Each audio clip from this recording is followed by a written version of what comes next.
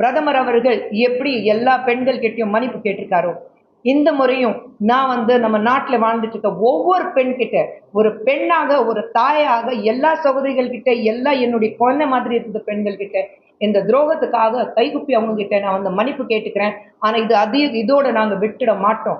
33 இட ஒதுக்கீடு பெண்களுக்கு நிச்சயமாக நிறைவேறும். இது பெண்களுக்கு வாங்கி கொடுக்கிற வரைக்கும் இந்த விடுதலை நான் சொல்லுவேன். இந்த அவங்களுக்கு வாங்கி கொடுக்கிற வரைக்கும் இது அவங்களுடைய நியாயமான அவங்களுக்கு கொடுக்க வேண்டியது. இது வாங்குற வரைக்கும் நாங்க போராடிட்டு தான் இருப்போம். வாங்கிய தீர்வோம். அது மட்டும் உறுதி செய்யும்.